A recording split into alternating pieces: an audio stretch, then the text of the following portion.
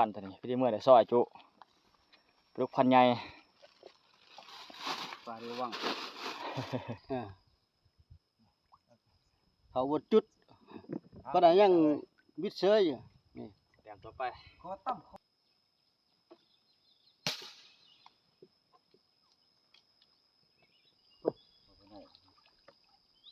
ตัวนี้ก็ชิมันแก้ไปหน่อยตัวนี้เนาะ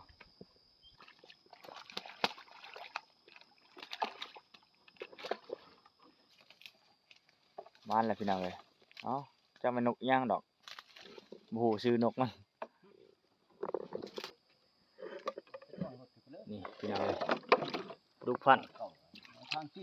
ประมาณ2 โลปลายพี่น้องใหญ่เติบไปเลย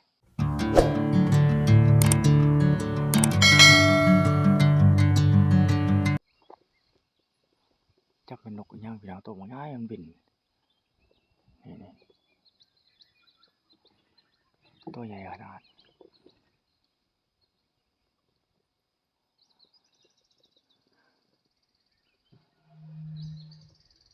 ยิงไป2 บาทบ่ถือพี่น้องเอ้ยอยู่ไหนบ่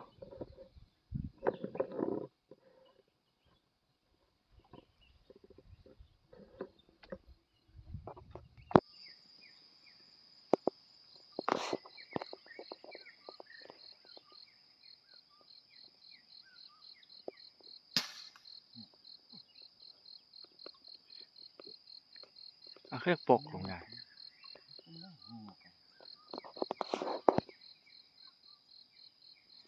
แบนไม่เบิ้ง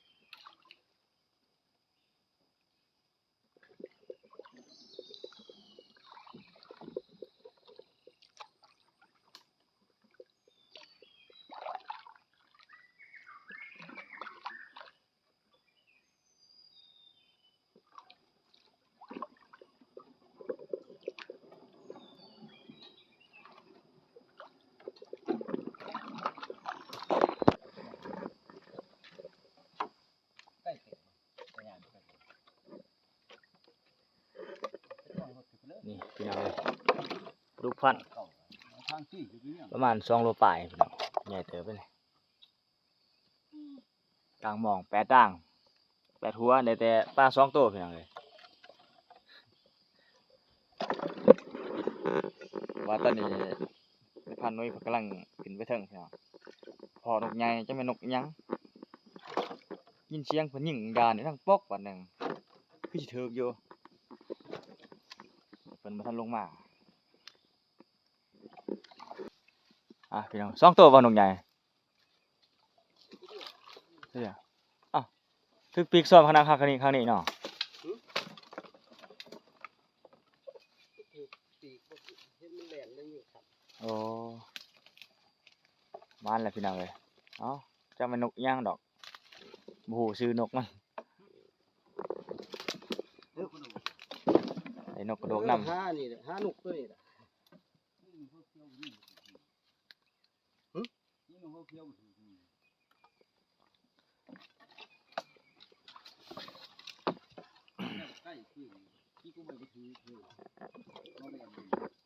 จักนกอิหยังดอกพี่น้องขาคนยาวใหญ่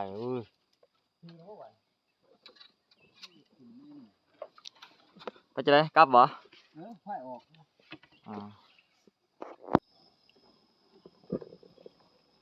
เดี๋ยวจะนำไปเก็บเอาไปแล้ว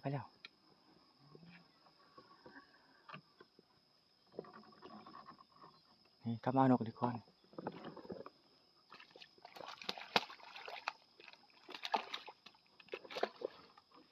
จักนกอิหยังพี่น้องเอ้ยนกเจ้าใหญ่บ่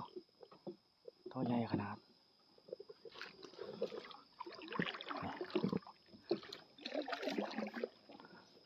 แต้ม2แต้มที่3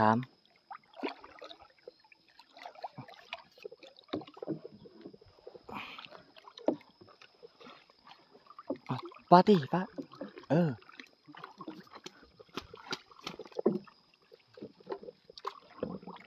ทุกคนแต้มหนึ่งเพียงเลย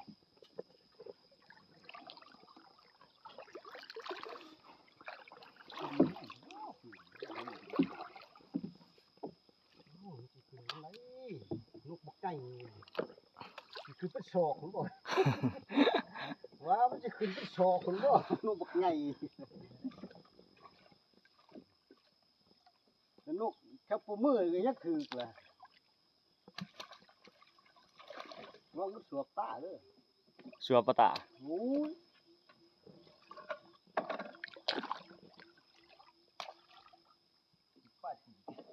ถึงไปปีวะ บ่ ถึงเอิกดิกกปีกเต็มถือ คือกกปีกมันสอดเลยเลยจัดไปแต้มที่2พี่น้องพูดนั่งอยู่คนอีกตัวหนึ่งแต้มหนึ่ง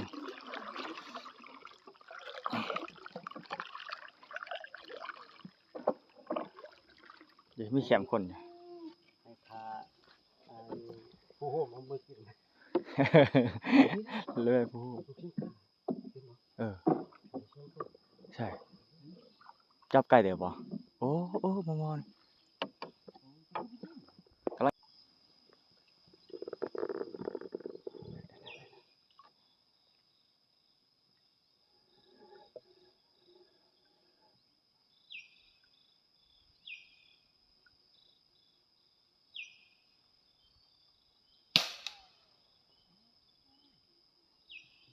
ดารีหมอตำคอดพี่เอาตัวนี้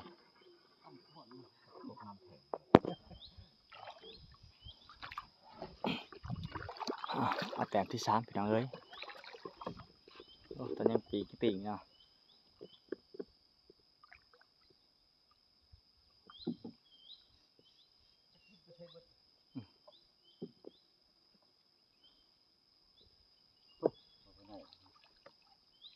ตัวนี้ก็ชิมัน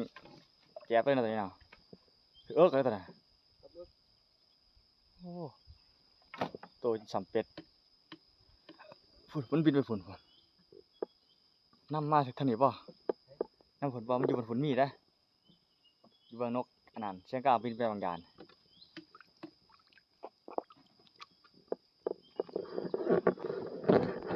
ตอนนี้นกได้4 แต้มเลยพี่น้องพายคือ500ยิงนกกลางมองบ่ได้500ยิง500อันน่ะยิงนกเอาพี่น้องเลยนั่นได้ถอยพื้นเนาะไปเบิ่งแคมป์พื้นเนาะ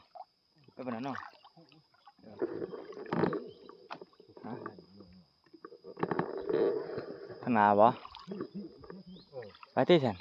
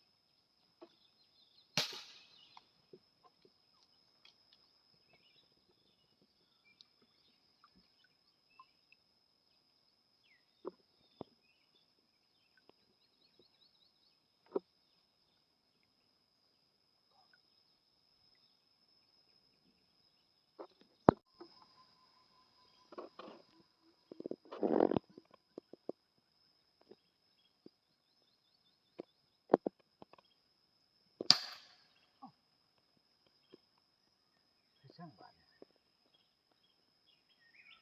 เป็นง่วยหัวนะบังคับง่วยหัวก็ได้ยิงกับประเทศ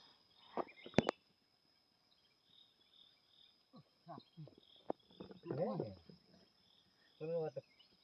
เป็นต้องเคยยิงง่วยหัวง่วยหัวยิง ประมาณหัวเอาจ้ะ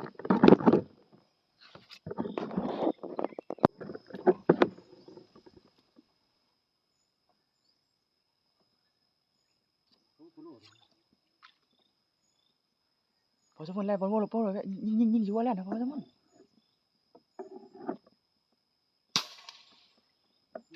ยิงแล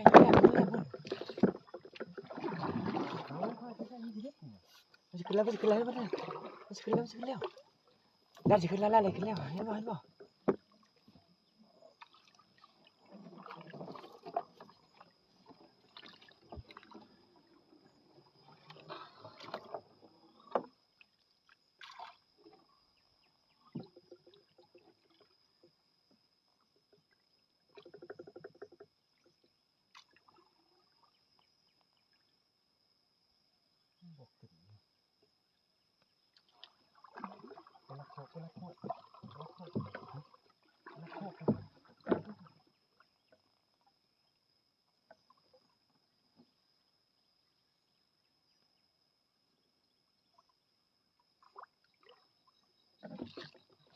โอ้ข้าเป็นนักโขกนะ ถูกบ่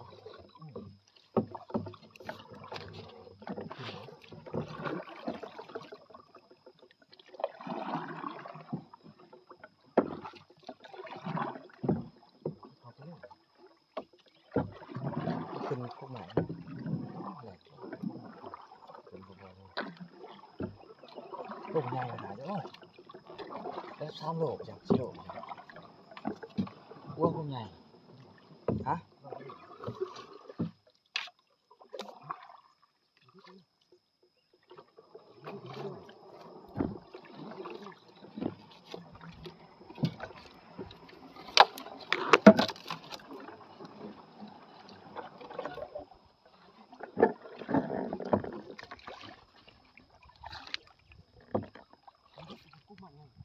ขึ้นแล้ววะ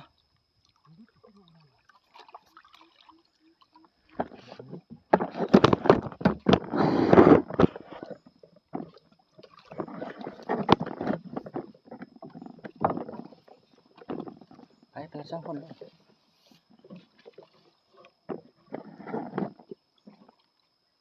แล่นลอยน้ำพี่น้องเฮ้ย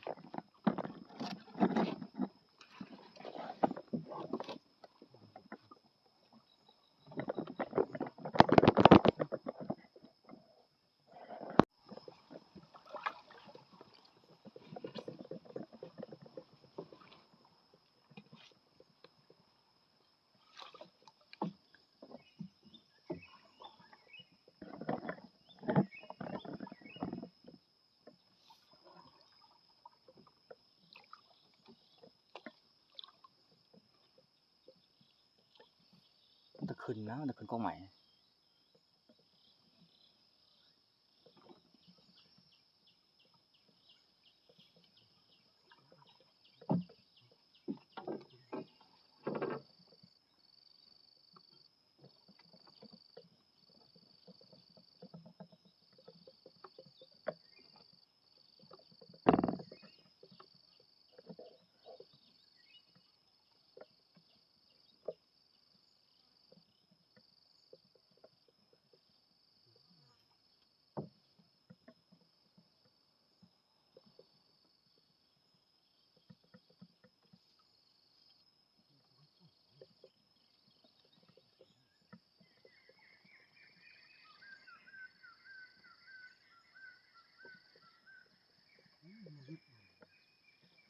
มันยุบมันได้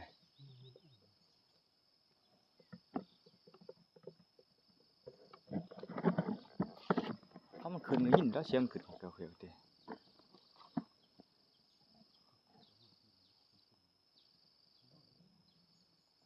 เขาจะลอยไปหุ่นเลยเขายัน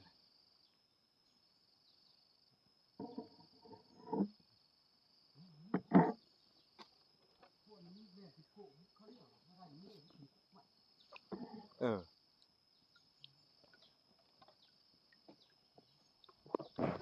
แล่นลอยน้ำพี่น้องเฮ้ย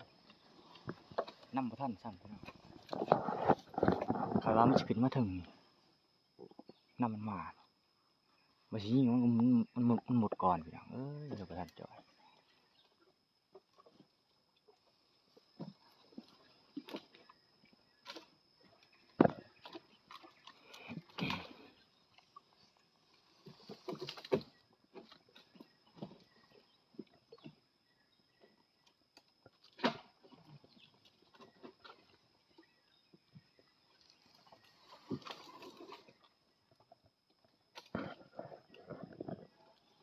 พุ่นมันลอยมาแต่พันน่ะพี่น้องลอยมาแต่พุ่นมันลอยมาสินำบ่ทันมันหกหลายมันเข้าขี้อุ้มก่อนคันว่ามันทางแป้นแน่สินำทันอยู่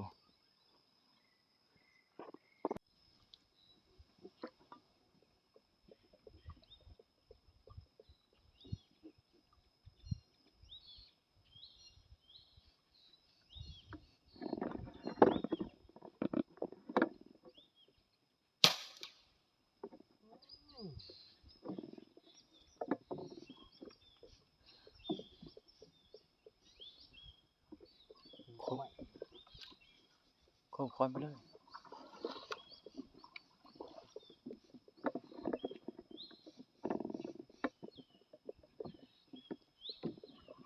ยางทั้งโขกด้วยเนาะ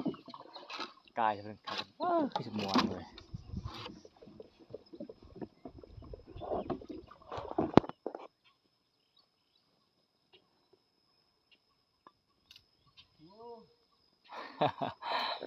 ไปจ่อยไปกลับบ้านป้าเนา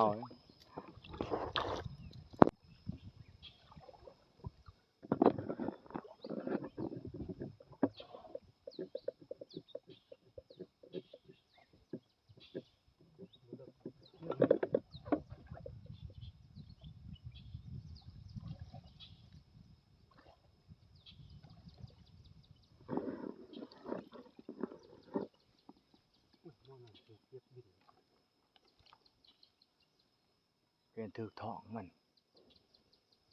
เนาะถือแท้กดยี่จุกเอ้ยเรียบร้อยปุ่มตอนนั้นยังหันตัวอีหันยังเงาะยังเขียวสีเขียวหันใส่อีกหันมันสิพินหันมันสิขึ้นยิ่งอีกหันเพราะฉะนั้นนี่นี่อยู่ลุมหันเอาตัวอีหันเขียวหันมันง่อยจะไปตกหรอดันบินหรอจะไปเพราะมันบินขึ้นมันสิบินขึ้น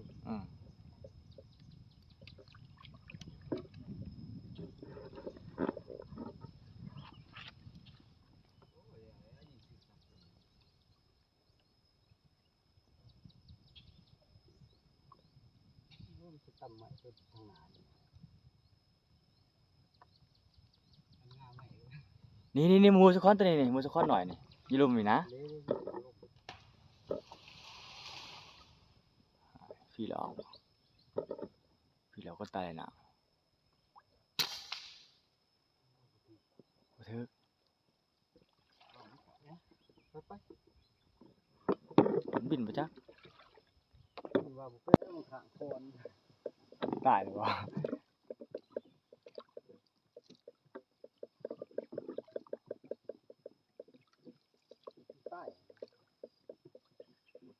ใต้แล้วขางคอน อืม ยังถือหัวมัน โอ้ตัวยังเด่นอยู่แล้วตัวน่ะ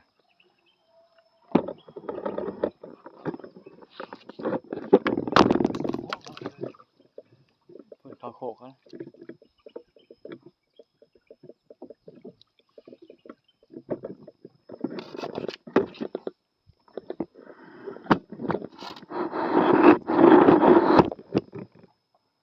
ตัวนั้นยังลอยอ่ะ สี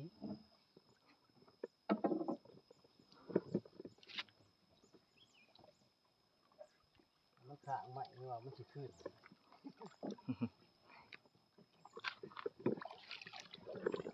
นกทางใหม่เลยเห็นปะ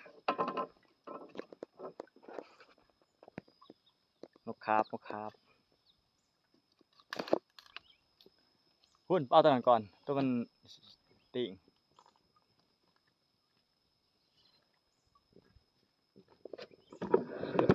บินเดินทิศบัดเพื่อที่เขาจับหัน จัดเพิ่มอีก2 แต้มพี่น้องเอ้ยระหว่างขากลับพายเรือว่าสิกลับแคมป์ยิงไป3 นัดแต่ว่าผาดตัวหนึ่งหอกขนาดเนาะ ปีน อย่ามันครบเลย ปวบเจ็บ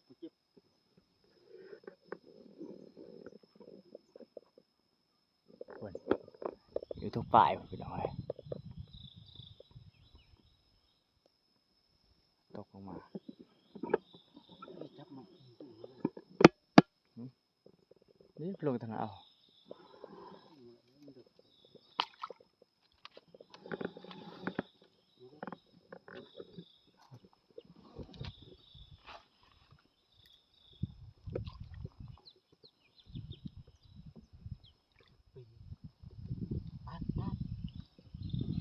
ลงได้ปะล่ะ โอ้ยเขาเลย ผ้าค้อนตัวนี้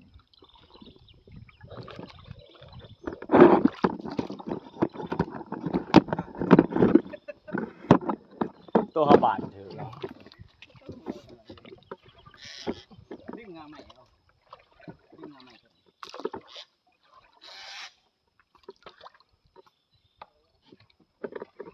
จะทำไมก็จะชุกกันออกว่าจะสิ อ๋อขอบ้านกระผมอยู่ก่อน เอามาเอี้ยว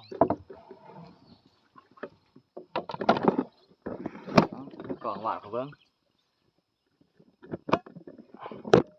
คือคักงานตัวหายแดดเนาะ ได้แหละ ตัวใหญ่ โอ้ผ่ายจะหามือผู้ป่วย ป่วยใต้ตัวนี้คือขอตับ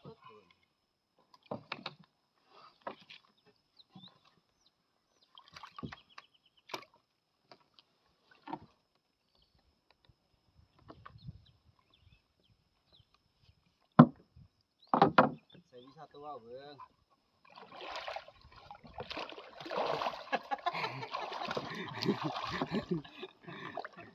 ตายเลย โอ้ยาง วิชาตัวเว้าก็บ่อยู่ เอาหัวออกหัวเอาหนอกหัวคน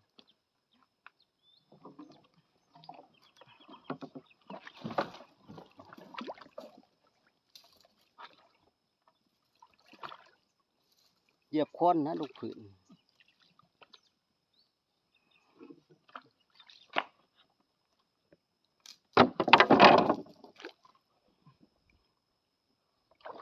เพิ่นลงกับลูกอยู่นี่นะนี่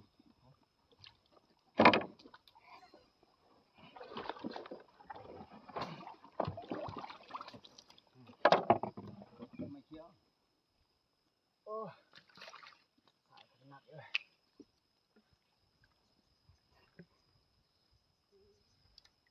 เขี่ยมา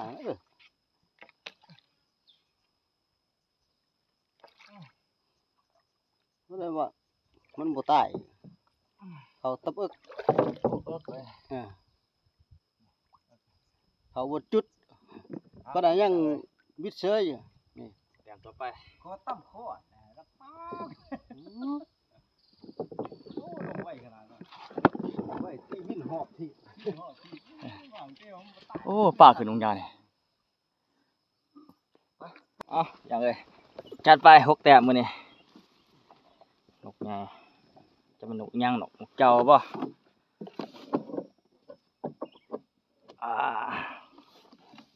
จัดไปเลย3 แต้มแล้วบ่กดเท่านั้นครับเดี๋ยวปลาดุกตัวหนึงเน่าแล้วบ่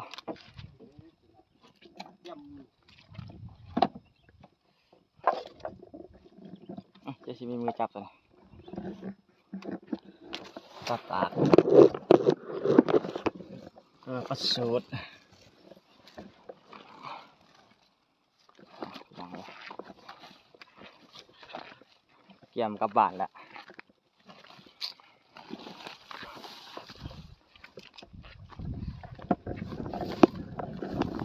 นี่จักนกจักปลาเลยพี่น้องเลยนี่มา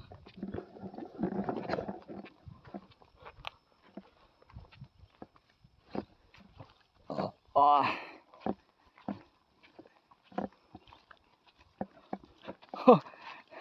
2 ตัวนี่ปืนพี่ที่เต็มติ๊กเนาะปืนออกเอาจัดไป6 แต้มพี่น้องเลยถือว่ามันพอสมควรอยู่หรอกใช่ไหมให้ก็อยู่ที่ดอกเนาะนี่ปลูกพันธุ์ตัวนี้พี่ที่เมื่อได้ซอยจุปลูกพันธุ์ใหญ่ ปลาเรือวังนี่คือปลาเรือวัง ไปดู ตัวละโลสิได้บ่เบาหัวบ่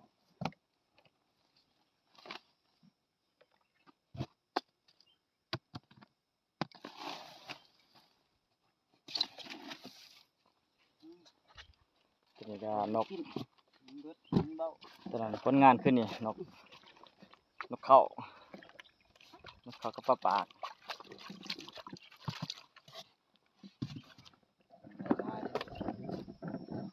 เอาพี่น้องเลยสำหรับคลิปนี้ก็ชี้เอาสำหรับนี้ก่อนพี่น้องติดตามได้ในคลิปหน้าพี่น้องเลยบ๊ายบาย